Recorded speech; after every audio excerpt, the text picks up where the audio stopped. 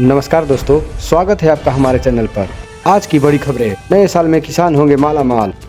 भारत में ईरान के प्रतिनिधि डॉक्टर अब्दुल मजीद हकीम इलाही ने डोनाल्ड ट्रंप के बयान पर करारा जवाब दिया है।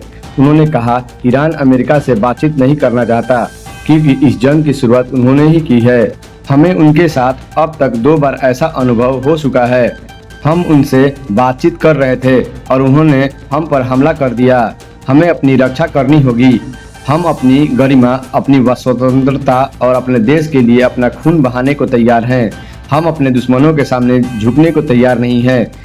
हम इस युद्ध के अंत तक डटे रहेंगे। ट्रंप ने कहा था, ईरान बातचीत करना चाहता है, लेकिन बातचीत की इच्छा के बावजूद अमेरिका ईरान पर हमला जारी रखेगा।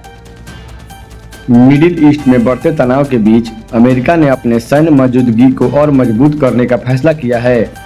इसी कड़ी में अमेरिका ने 45,000 टन वजनी amphibious assault ship USA Tripoli को जापान के साबेसी स्थित अग्रिम नौसैनिक अड्डे के पूर्व मध्य की ओर रवाना कर दिया है। यह फैसला ऐसे समय में लिया गया है जब क्षेत्र में पहले ही 3 अमेरिकी विमान वाहक पोत मौजूद है, लेकिन हालात को देखते हुए अतिरिक्त सैन्य क्षमता की जरूरत महसूस की जा रही है।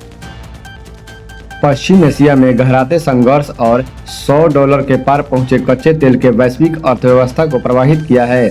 शुक्रवार को भारतीय शेयर बाजार में बड़ी गिरावट देखने को मिली।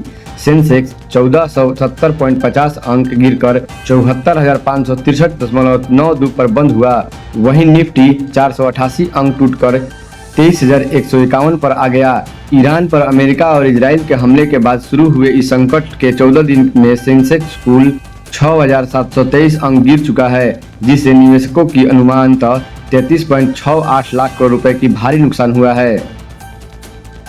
मिडिल ईस्ट में ईरान और अमेरिका इजराइल के बीच बढ़ते संघर्ष के बीच पाकिस्तान ने सऊदी अरब को लेकर अपना स्टैंड साफ कर दिया है।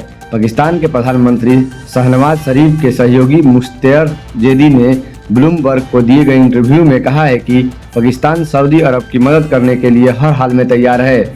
जेदी ने कहा है कि यह सवाल नहीं है कि पाकिस्तान मदद करेगा या नहीं, बल्कि हम सऊदी की मदद करने के लिए तब भी मौजूद रहेंगे जब उसके साथ जरूरत भी महसूस नहीं होगी। उन्होंने स्पष्ट किया है कि कोई भी स्थिति हो, कभी भी हो सकता है, पाकिस्तान साथ खड़ा रहेगा। अमेरिका ने ईरान के ऑयल इकोनॉमी के क्राउन ज्वेल खागे आइलैंड पर शुक्रवार को हमला किया। इस हमले में यूएस एयरफोर्स ने खागे द्वीप पर मौजूद सैन्य ठिकानों को नष्ट कर दिया है। अमेरिकी राष्ट्रपति डोनाल्ड ट्रंप ने शनिवार को इस हमले का वीडियो साझा किया, जिसमें जमीन पर मौजूद ठिकानों पर बम गिराए जाते हुए दिखाई दे रहे हैं। इस आइलैंड से ईरान 90% तेल निर्यात करता है। इस घटना के बाद ईरान ने चेतावनी दी है कि अगर उसके तेल कंपनियों की फैसिलिटीज को निशाना बनाया गया तो वह मिडिल ईस्ट के उनके ऊर्जा ठिकानों पर जवाबी हमला करेगा। प्रधानमंत्री नरेंद्र मोदी ने कोलकाता से शनिवार को लगभग 18,680 करोड़ रुपए की परियोजनाओं का उद्घाटन और शिलान्यास किया। कोलकाता के ऐतिहासिक ब्रिगेड परेड ग्राउंड में प्रधानमंत्री मोदी ने कहा कि केंद्र सरकार देश के रेल नेटवर्क को आधुनिक बनाने के लिए काम कर रही है। प्रयास है कि पश्चिम बंगाल में भी इस विकास की दौड़ में पीछे न रहे। उन्होंने कहा कि बुनियादी ढांचे के विकास के जरिए राज्य की आर्थिक गतिविधियों की मजबूत किया जाएगा।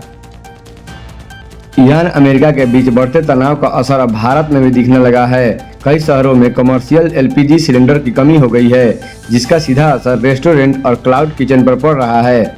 गैस की सप्लाई कम होने के कारण कई रेस्टोरेंट अपना पूरा मेन्यू नहीं चला पा रहे हैं। चीन ने शुक्रवार को घोषणा की है कि वह ईरान के मिनाम में 28 फरवरी को प्राइमरी स्कूल पर हुए घातक मिसाइल हमले में मारे गए छात्रों के परिवार को $2 लाख करीबन 1.67 करोड़ रुपए की सहायता राशि देगा। ईरान का आरोप है कि युद्ध के पहले दिन दक्षिण ईरान में स्थित इस स्कूल पर अमेरिका और इजराइल ने हमला किया था। अमेरिका के विदेश विभाग ने शुक्रवार को ईरान को एक नए सुप्रीम लीडर मुज्तबा खेमनई और ईरान के शीर्ष अधिकारियों की जानकारी देने वालों को $10 मिलियन लगभग 84 करोड़ रुपए के इनाम की घोषणा की है। अमेरिका का दावा है कि ईरान का शीर्ष लीडरशिप इस समय डरकर अंडरग्राउंड हो गया है। पर्शियन गल्फ क्षेत्र में बढ़ते तनाव और समुद्री सुरक्षा का चिंताओं के बीच भारत के लिए ईरान की ओर से राहत भरी खबर है। ईरान के राजदूत मोहम्मद फतहाली ने संकेत दिए हैं कि भारत के स्ट्रेट ऑफ हार्मुज से सुरक्षित रास्ता मिल सकता है।